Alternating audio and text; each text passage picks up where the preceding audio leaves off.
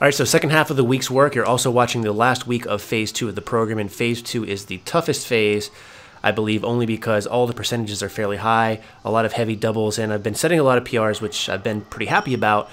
But here in this particular day, I think it's all starting to catch up with me, as it wasn't a very good training session overall. Now what you're seeing is one of my warm-up sets here with 365. I'm wearing my Olympic shoes, and it looks all right in my opinion, but didn't feel right. So what I decided to do is for my actual working sets, which was 5 sets of 4 with 440, I decided to go ahead and throw on my flat-soled shoes. So I'm still not sure what I want to do as far as the meet's concerned. I feel like I should go with the flat shoes. I think my form's a little bit better overall in most cases, although based off today you wouldn't necessarily say that.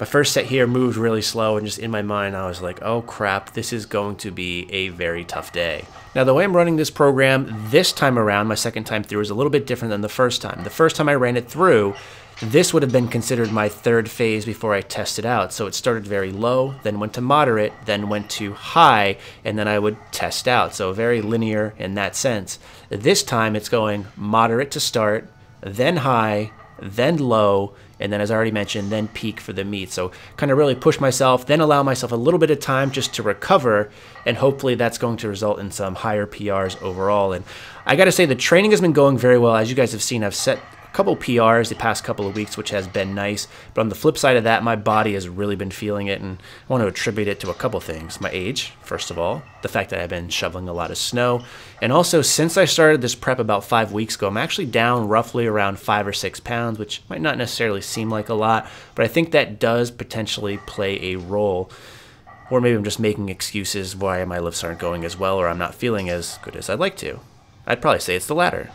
I'm completely fine with that. Shout out to Tyrone Bigham's in the background, by the way. But for this particular day, like I said, it didn't really feel great, but that's one of the great things, in my opinion, about filming yourself, is you can go back and take a look, and things might look a little bit better than they felt. And in this case, the depth wasn't really where it's been these last couple of weeks, so that's kind of a regression in my opinion. But the weight's moving a lot better than I thought. Also taking a look at my ankles here, they seem to be planted a little bit better, and I really have to push myself in my mind to remember that cue, just because I find when I don't specifically think as I'm descending, load up the weight on my ankles and my heels, I tend to find they collapse a little bit more. So you'll see that in some of these sets, just because it's one of those things that I'm not necessarily always thinking about. So I really got to do a good job doing that. This particular session too, I should mention, I had a really hard time getting myself ready in terms of bracing my core. And I actually had to cut out a lot of the beginning parts of these clips because I'm literally just standing there for a while, just working on breathing. And I know that sounds really stupid, and maybe it's because I have lost a couple of pounds and my belt's not as tight as I'm used to it being.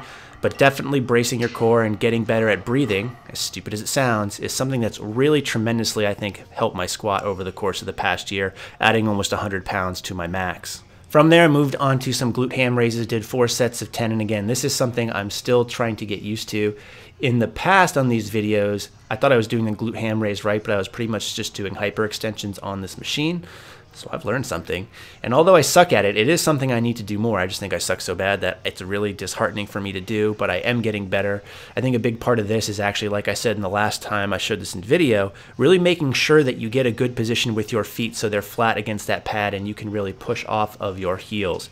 Now look at this pose, not looking at the camera. That is a prime opportunity to go ahead and throw in some motivational pictures. So just put a nice little tint on that, put a nice little saying, throw it into the timeline, trim this up. Let's take a look at that live in video.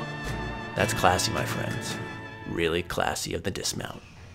But from there, we moved on to some incline dumbbell rows, throwing these back in, 4 sets of 10 at 100 pounds. So these were moving really well.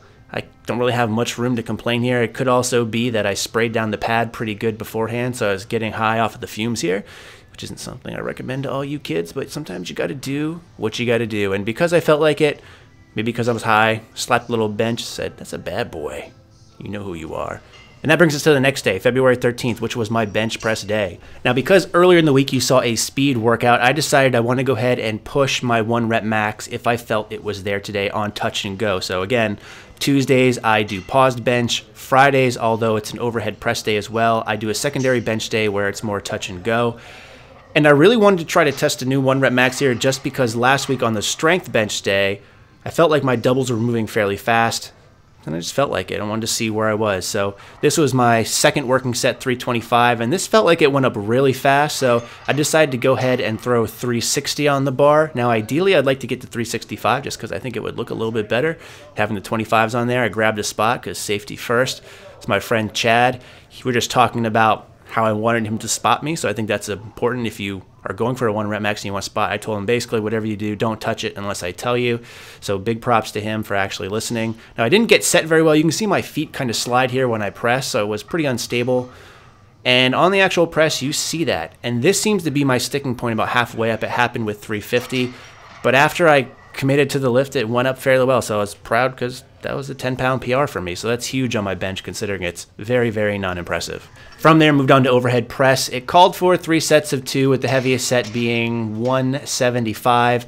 However, because again on these strength days, which it was for this overhead press day, I wanted to go ahead and push it a little bit. So I did 175 on my second set and decided to do 185. And I'll be the first to tell you my overhead press sucks. It's not an Ogus' level by any means, and this first rep felt really bad. I didn't think I was going to get 2, but the second one went up really well, so I was like, you know what, I'll just bang out a couple more. So I ended up getting 4 reps at 185, which for me is pretty good, again, considering I set a bench PR just previously and just considering that my overhead press has sucked and has always sucked. From here, you're watching some super fast side laterals. Just wanted to get it in, so to say. I haven't done these in a while. Figured I'd do some extra shoulder work. Not really too worried about this. Speeding it up just because I did, I believe, sets of 15, and there's nothing really impressive to see, especially when you have those calves in shot. From there, moved on to 3 sets of 10 for some tricep pushdowns. And again, I like to throw these in at the end of some of these days just for some bodybuilding type work. But that's the workout. As always, you can follow me in Photocracy if you want to see all the warm-ups and all the weights, as well as some other notes that I might not mention here. In the meantime, thanks for watching, and stay big. Oh, and by the way, props to Bryce Lewis for wearing my shirt in the training video. That's why I wanted to throw it in. Check out his channel. I'll link it in the description box below.